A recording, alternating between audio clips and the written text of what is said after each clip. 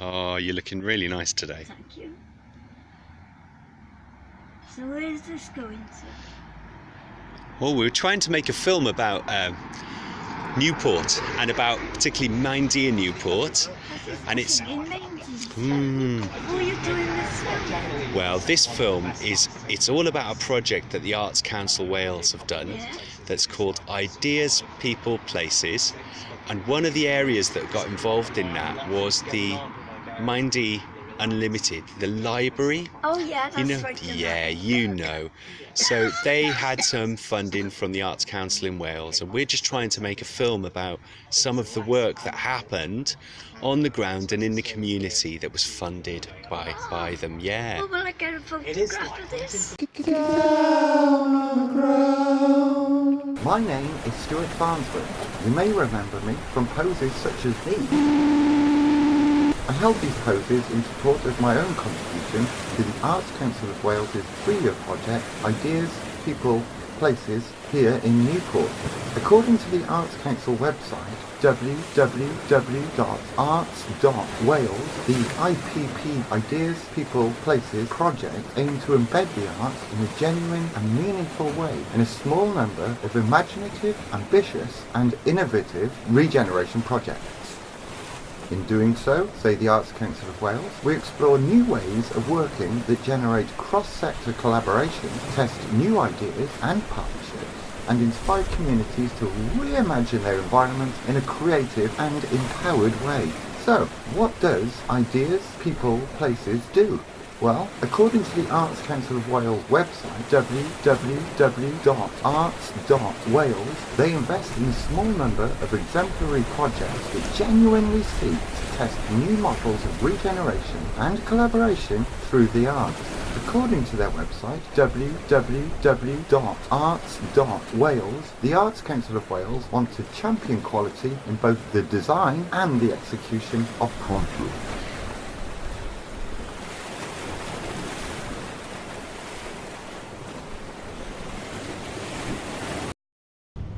Okay, so it really depends where you want to start. I suppose for me, I think what IPP started out as and what it's become are two quite different things. I think probably all of us had a certain expectation about what it would do and deliver. And I think the beauty of the programme is that the notion of failure and experimentation has actually led down a particular way of working which is very different than the kind of outputs or whatever that were thought that the programme might have been thought to be about delivering in the first place. It's a really important initiative because it is providing a space to think about how art sits in social in terms of its social engagement. So from that point of view, I think it's been a really powerful space to work in. I think what we wanted the project to achieve was really just to try and change the story that we kept being told. Oh, Haverfordwest is going downhill, it's all a kind of, it's just a really sad story of decline, and I've heard the story so many times, and I think what we were really hoping that we might be able to change that story, we might be able to somehow turn it into a more positive story, or a different story, because it was so boring hearing it all the time. So hi, can you introduce yourself then, please? Yeah, I'm Claudine Conway. I'm a communications manager for Volcano Theatre. Oh, wonderful. We're the arts partner of the consortium, the other main partner of which was Coastal Housing, that run the From the Station to the Sea project in Ideas, People, Places. Okay, so can you tell us about your experience as the IPP? Yeah, I mean, how long have you got? Obviously, it was quite a long project, a series of projects, programme, whatever you want to call it, with 2 stages to it. It began with a smaller project stage in which we received as a consortium, I think, £30,000 to run what was called an R&D stage, which might or might not lead to an application for a larger project. That was in 2014, and we watched what happened when different things occurred there, how people reacted to it, and what they said about while they were there about the street and the city and the place. And then we used everything that we found out out or found interesting from that summer to design a series of proposed projects that became From the Station to Sea programme for the main phase. From the Station to Sea was the smallest of the 7 projects across Wales, I think. I think I was involved in a project called Finding Maindy. It was about finding this place called Maindy in Newport. We're in Newport, we're in Maindy at a pub called The Oddfellows, and the essence of the project was to try and discover some different things about this place and facilitating that through working... Be careful not to move the microphone too much with your hands. Right, okay. The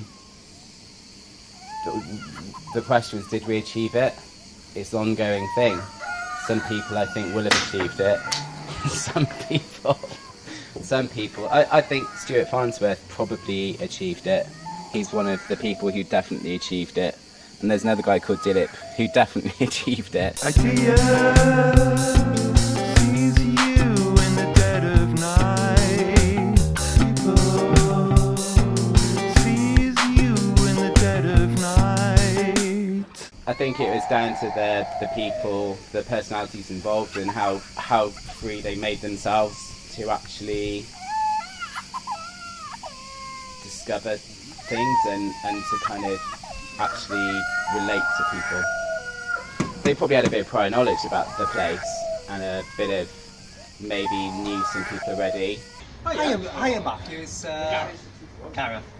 And I don't think they were particularly interested in their own ego. I'm here smoking a cigarette in a children's play area.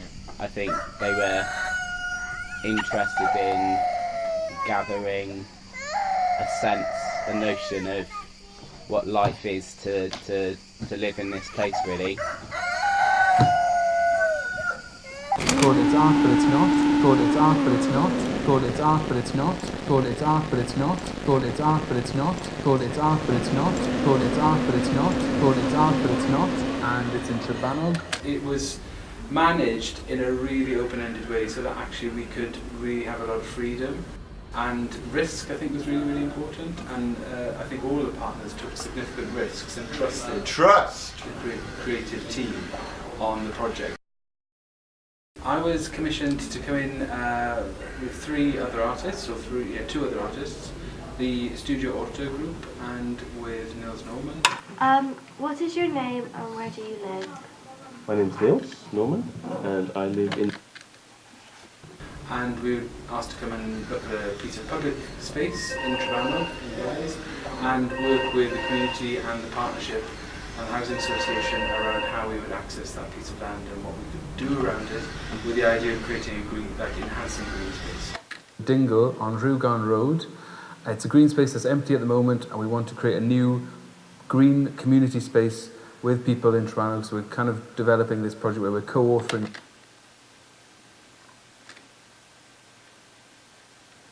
So that's how the project began, and of course it then went on several hundred tangents and it went in different ways. But we got to the end point, but the best story about the project is that in between the project.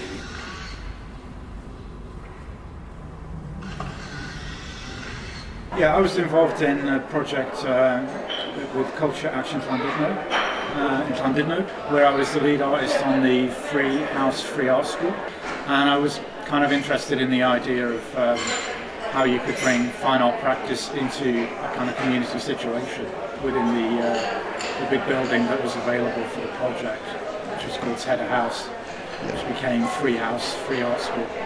It was exciting to have this very kind of raw shell of a building to begin to open up ideas with the community and with the arts sector in Llandudno.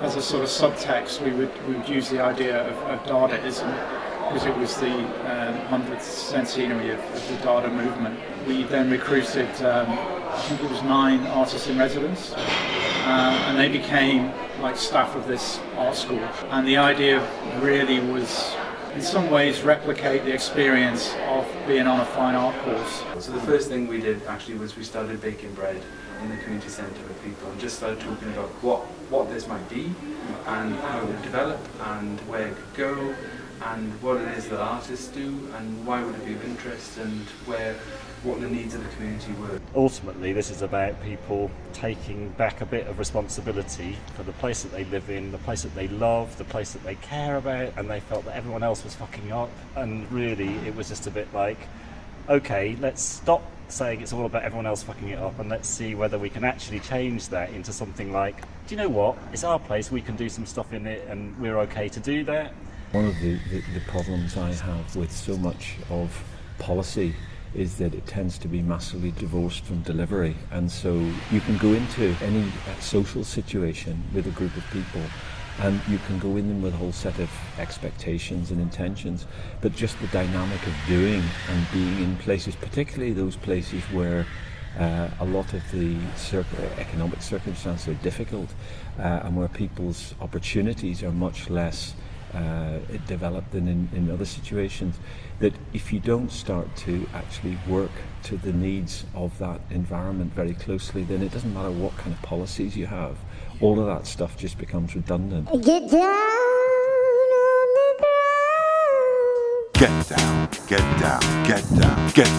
on the ground, on the ground, on the ground, get down on the ground, get down on the ground, on the ground.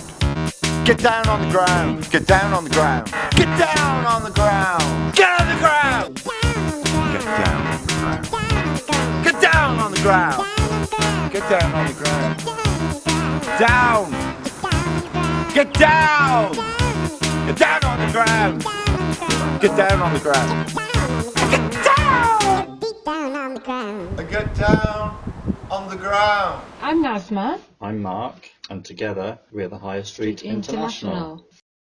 We came across this tunnel which was behind the train station. It was a bit grotty, dark, dreary, but there was some beautiful little spots of graffiti. And then Mark kind of looked at that and thought, oh, well, it's already here, what we need to work on. So that's how it sort of came about, wasn't it? Dilly, can you tell me about your work? What is it you'd like to know? Exactly, I can talk about my work for hours, I suppose. Oh no, I'm going in, I'm shooting in landscape, aren't I? Of course. Without my camera, I wouldn't be able to meet people, probably wouldn't talk to them. I suppose I'm someone who sits on the fence and looks at life. Just people watching. I spent a lot of time within the community, getting to know people, visiting people, going to people's houses, pubs, streets, shops.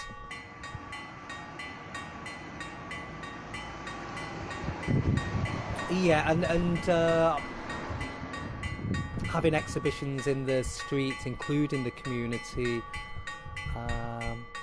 there's definitely an engagement there, which, when I look at portraits that I take, is quite a powerful one for me. Somehow it gives you a memory or the essence of that engagement that you had with that person.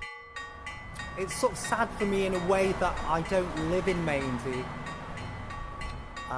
which affects my work somewhat as an outsider. Yeah, there's a little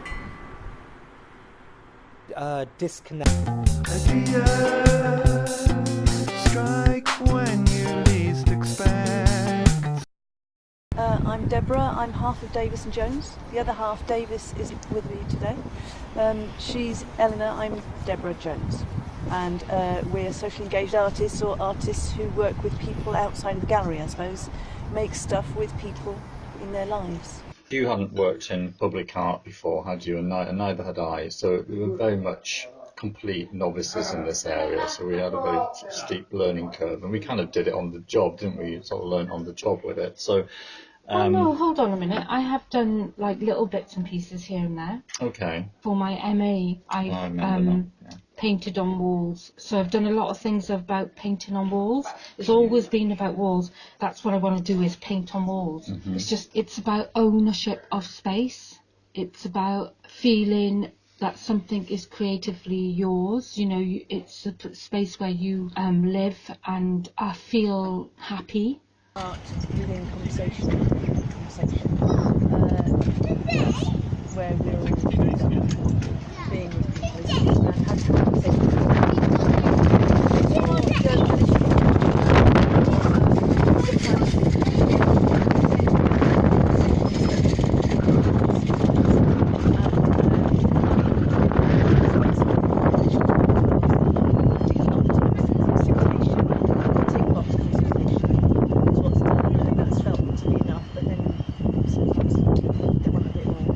We managed to take on a derelict school, and this was totally transformative. Contact us for more information and come along and help us design this new space. So we took it on as a space, and we ran it as a workshop space for 18 months. And we engaged people who lived locally, people who worked in the area. There was a local councillor who came on it, the people around the community centre, grandparents, kids. There must have been thousands of people over the period. I think over the course of the project, there was about 120 people that were involved.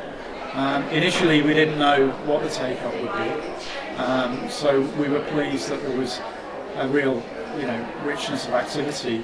If you're going to come to the school and do these workshops, you need a mug to have your cup of tea in, you need a plate to have your lunch on, because we reopened the kitchen, and you need an apron to wear. So instead of buying all that stuff, we actually started making it. So that was the first steps, really, was to make the hardware of the school. We made the tables together in wood workshops. We worked on the ceramics, so we actually threw the pots and everything. We made out the aprons on sewing machines, and we just set up like a real making space. And what the making allowed was this time to talk about the project together. It was just making stuff together in a space and exploring the local community.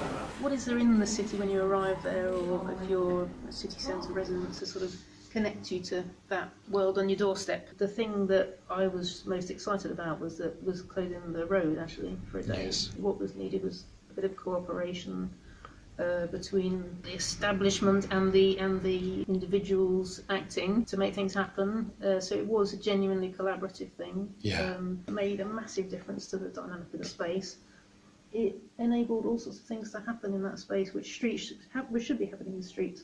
Yeah. Conversations, people sitting down, talking. With the random story generator, what Davison Jones was doing was kind of trying to listen to the Chinese whispers, if you like, of what's already happening, kind of listening to the river flow, what's already going on, and finding a way of making it a bit more apparent. We have to remember here that because we weren't well versed in street art or graffiti, we didn't. No, hold on a minute. No, I need to finish this point. We didn't understand what was already there. If you're honest, as we were both under the impression that the graffiti that was in there was just a part of the general decline of that area, and under that misapprehension that graffiti equals deprivation and is synonymous with vandalism and with maybe drug culture and crime.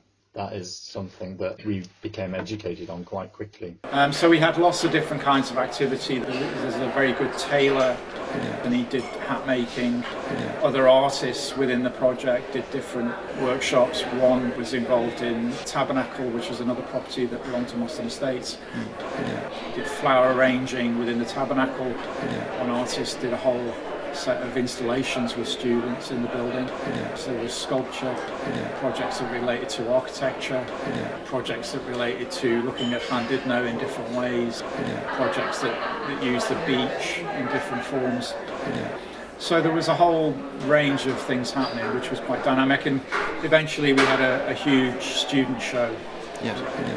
The event was such a wonderful experience, wasn't it? Yeah, it's 2 days in April. Yeah, so it was like graffiti workshops with young people, and actually there's a 70-year-old lady there that was doing tagging as well. Spanned various generations. Yeah, so that was really lovely because we engaged with a lot of people. Then it was good that we got in contact with... It was an interesting project because it was bringing someone from outside who was a really interesting young photographer, Clementine Schneiderman, and immersing them in a very unfamiliar setting for that person. So there were lots of challenges for the photographer in terms of how, one, she established a relationship within those communities where she was wanting to take pictures, and how through her understanding that in order to build up trust, so that any pictures she took were pictures that were mutual, she had to work very hard with that community so they felt that she was someone who was going to be on her side, as opposed to what is the kind of usual transaction, which is an interloper coming in and exploiting the situation and then disappearing. At the end of the day, she created a set of pictures which started to talk very differently about how that community is represented, how it sees itself, and how it can see itself in an imaginative way for the future. Good to hear from you. The GDPR regulations mean that I cannot share details without prior agreement. Can you please provide me with your contact details and I will forward to all involved in the project? Thanks. What is artist-led regeneration?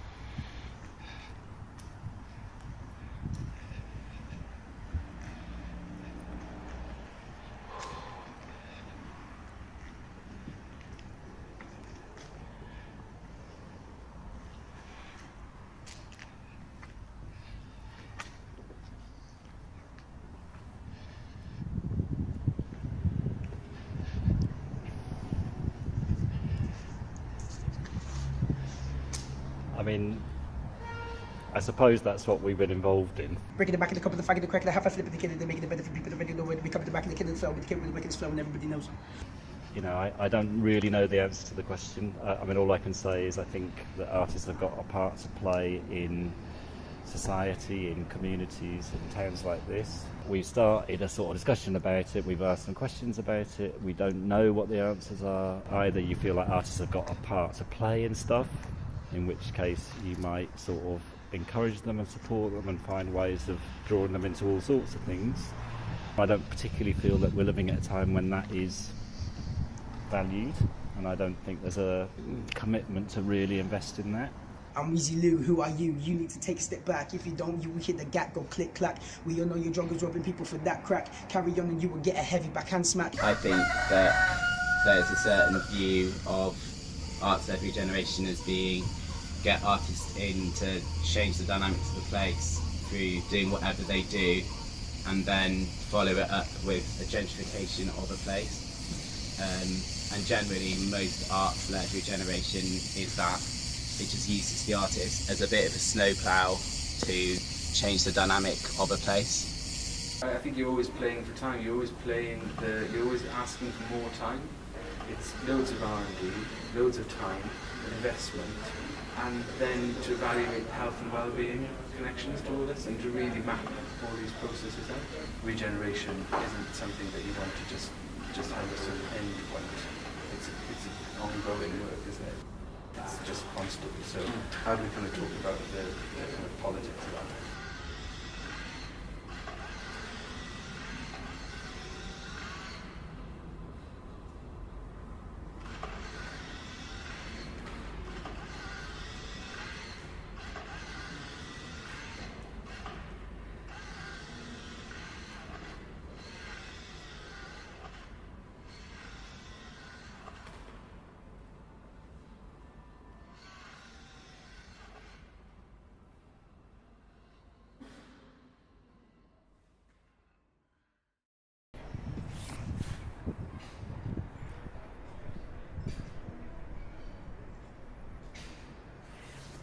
If regeneration starts off with something that's about imagination, then I suppose it's coming from people's hearts and their creative bit, the inventive bit, the anything's possible bit.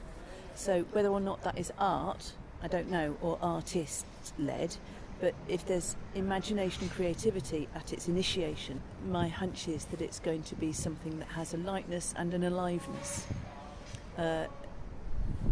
which has more chance of lasting longer. I don't think it was a regeneration project. I don't think it ever was a regeneration project. The funders think it was, and that was their intention as well. But we, I guess, developed a building which would fall into that kind of physical regeneration banner. The library wasn't even in the original project proposal anyway. It just emerged as part of the project. So it was a happy coincidence. We changed so much of the project as we were going through it, So I think the actual IPP project was brilliant in terms of being able to change things and be honest about what works and what doesn't. I've never been involved in a programme before where you can change so much stuff. And we did our best. We absolutely tried to open the thing up and make it as accessible to as many people as we possibly could. And I do think there's a shift I think there is a shift. I think that people have got a bit bored of that story. If you talk to some people, they'll carry on telling you that story. But I think other people have sort of taken it on the chin and they've gone, yeah, okay, we're a bit bored of the story too, and they've started to do some things about it. The main challenge is that we didn't manage to secure that space long term. You know, it finished and the artwork is completed, and actually that school is still empty. Now it's for sale by the local authority. We tried to we made several cases to the local authority. So the potential and the goodwill that you build up over 18 months, that disappearing in the completion of a project and then the retraction then of the partners from delivery is actually really, really difficult and really challenging, not just for the community, but for the kind of trust and the ideas of what art is and what culture is. And it leads to the question of what IPP is really about, is this a long-term way of working for the Arts Council and for Wales, and how do we frame regeneration, how do we talk about regeneration, and often we talk about regeneration, these things, to audiences, cultural audiences, and the people that you work with for 18 months are not in the space. It's not really a picture of what it was to work with an artist or a project like this. I think we need to really think about democratising these spaces and these long-term aims. I'm the coordinator of CAN, the legacy project of Stamp/IPP Carnarvon project. I work part-time, Thursdays and Fridays, with CAN. However, I'm happy to speak whenever it's convenient if I'm available. CAN was established as an artists' network as part of the Stamp project. The artist network has proceeded to grow with its activities, achievements, popularity, and has over 50 paid creative members from Carnarvon and the surrounding areas.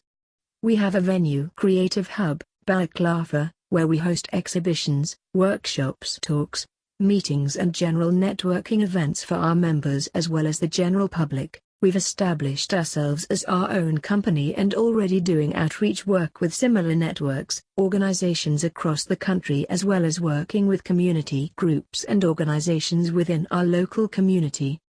Should you want to discuss any of this further, or if you need any further information on any other aspects of CAN, please don't hesitate to get in touch either via email or you can call. Thanks. Mena. I think the best people to contact regarding Stamp are CAN, Carnarvon Arts Regeneration Network. I am copying in Mena Thomas, the coordinator. I'm happy to chat to you too about Stamp. I am assuming you have spoken with the project partners also. Gwynedd Council, Cadwyn Gallery. Might also be worthwhile looking at the Cross Carnarvon films on the Stamp website. These give a flavour of the project. www.stamp.cymru web link. I'm happy to talk about the project further. Next week would be better for me. We'll ask around. Thanks. Tracy. The public always said, "Oh, doesn't it look better? Doesn't it look nicer?" But part of that was our efforts to clean it up as well. That was one of the reasons. But like, they did really love the colours and how it looked as well visually. Younger and more emerging artists found that whole experience really important for their practice at that time. I think it did develop the idea that you can be, a bit more self-directed and entrepreneurial, or work together. And there's different ways of being an artist and different ways of finding ways of functioning.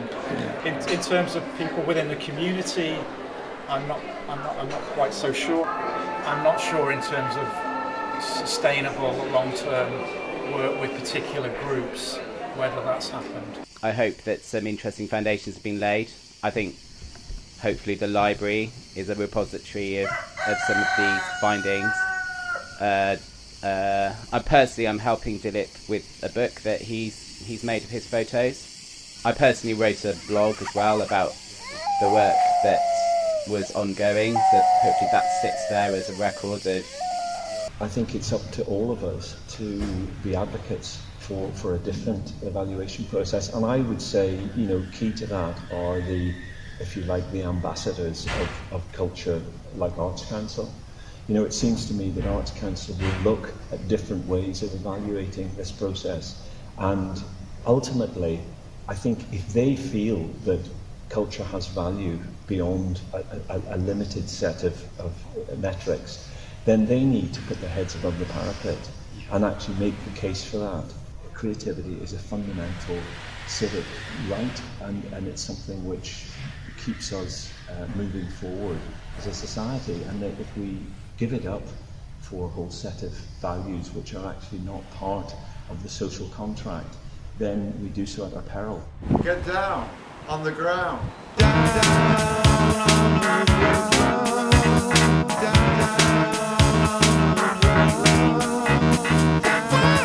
Get down on the ground. Get down. Get down. Get down. Get down. Get down. On the ground. On the ground.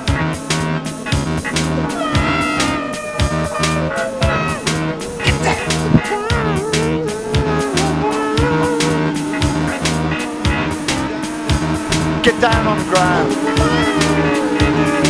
Get down. Get down on the ground. Down. Get down on the ground. Get down on the ground. Get deep down on my ground. Will I get a photograph of this? Well, I tell you what, how about we make a photograph available at the library, and then you'd have to go to the library and collect it. Could you write it down for me? What? Because I don't. Yeah, I sure. Don't get a bus to paint. No problem. What's your name, my love?